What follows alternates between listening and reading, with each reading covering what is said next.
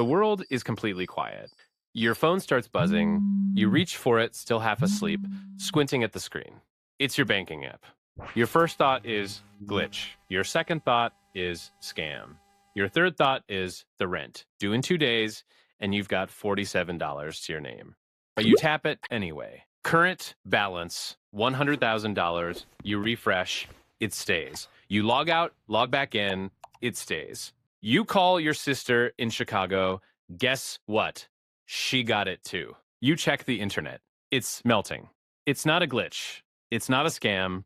Every single person in this country just woke up with $100,000. Free, no strings, no application. The government calls it an economic reset. For the first 4 hours, it feels like the most beautiful morning of your entire life. You call your boss. The one who never remembers your name. You don't just quit. You quit with a poem because you're rich now. You're free. The endless, grinding, exhausting struggle is over. By 9 a.m., the city feels different, like alive. People are out laughing, talking, like something big just happened. Restaurants, completely packed. 2-hour wait everywhere. Car dealerships are already sold out, and it's not even lunch. And you're thinking, okay, this is real. So you decide to celebrate. You head to that brunch place you've walked past 100 times, but never gone in. Today, different story. You're ready to drop $50 on avocado toast like it's nothing. You reach the door. It's locked. There's a sign taped to the glass.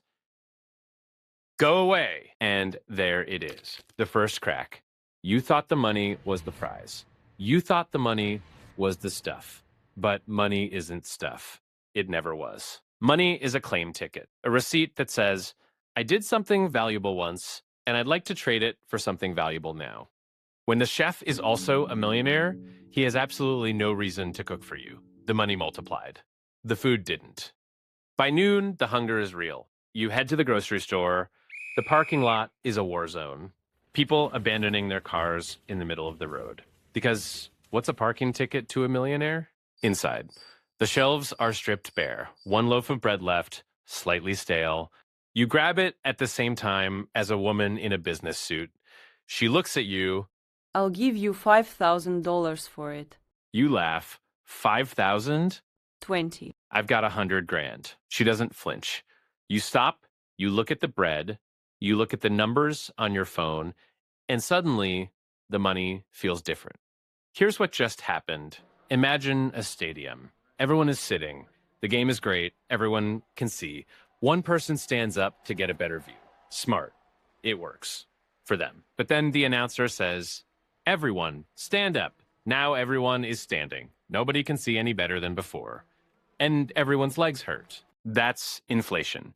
It's not just prices going up. It's your money buying less and less. The government can print as much paper as they want. They can add as many zeros to a database as they dream up.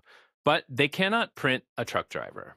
They cannot print a wheat harvest. They cannot print the 4 years that it takes to become a chef. When everyone has more money, but there isn't more stuff, the money doesn't make you powerful. It just makes the stuff more expensive. You didn't get richer. The world just got more expensive. But here's where it gets dark. While you were fighting over a $20,000 loaf of bread, there were people who weren't panicking at all. There were people who saw this coming. Because here's something they don't teach in school. When the government creates new money, it doesn't land in everyone's account at 3 a.m. simultaneously. That's a fantasy. In the real world, it moves like water down a mountain. It starts at the top. The big banks get it first. The major corporations get it second. The investment funds, the real estate groups, the people who have the treasury's number saved in their phones, they get it third. And because they get it first, they get to spend it at yesterday's prices. While you were sleeping, they were buying up all the gold, all the apartment buildings, all the farmland, everything that holds real value when money stops making sense. By the time that new money reached your banking app, the world had already been quietly purchased. You were given a receipt for wealth that had already been spent by someone else. Economists call this the Cantillon effect, named after Richard Cantillon, an economist who figured this out in 1730. 300 years ago, And most people have never heard of it. Think of it like a game of musical chairs, except the music stopped 3 hours ago, and the people at the top already took all the seats, bolted them to the floor, and went home. You showed up to the party on time with your $100,000, and there are no chairs left.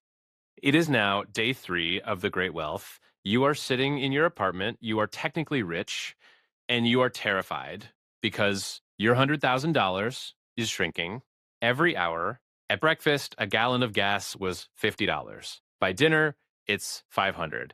And you've just figured out something horrible. Why would you save $1 today if tomorrow it buys half as much? So you spend immediately. Everyone does. They buy anything that isn't money. Pianos, they can't play.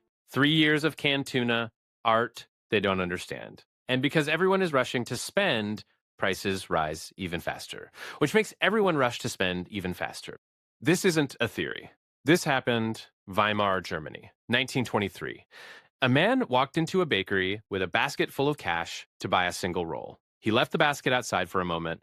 When he came back, the money was still there, dumped on the ground. Someone had stolen the basket. The basket was worth more than the trillions of marks inside it. That's where the spiral ends. A world where the paper is more useful as wallpaper or kindling for a fire than as a way to buy bread. You are sitting in the dark now. Electricity has been cut. The power company can't agree on what to charge anymore. The numbers have become meaningless. And you are asking the only question that makes sense. If the government knows this will happen, why print money at all?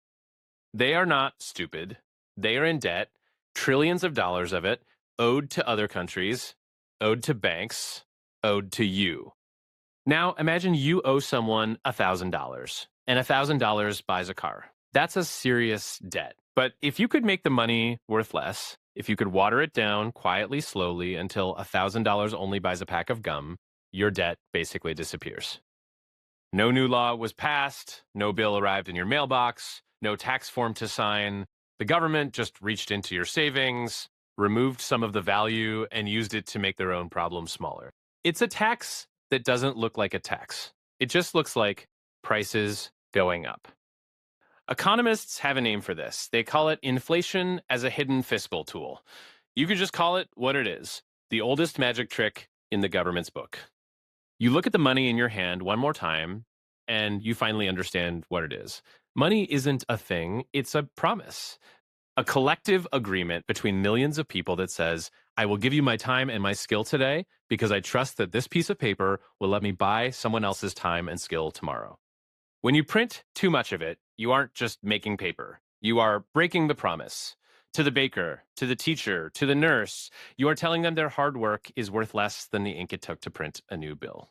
Money is just the ruler we use to measure value. Printing more money doesn't create more value. It's like building a house that's too small, grabbing your ruler and shaving an inch off the side, so that 12 inches now equals 6 inches. Look, you'd say, the house is twice as big now. We're geniuses. No, you have a broken ruler and a house that's still too small. Printing money shrinks the inch. It ruins the ruler. If you want to make a country truly rich, you don't print more money. You build more things. You invent better tools. You grow more food with less water. You create real value. And money just follows. You can't eat a zero. You can't build a future on a broken ruler. At the end of this day, this beautiful, terrifying, fictional day, everyone goes back to work. Not for the money, for the bread. Now, you understand what inflation is. But here's the question that should be keeping you up at night. Who decides how much money exists in the first place? And who gets it while you're still asleep? That answer is its own rabbit hole. One will go down next time. Drop a comment. If you woke up tomorrow with $100,000, what's the first thing you'd buy? And would you still buy it after watching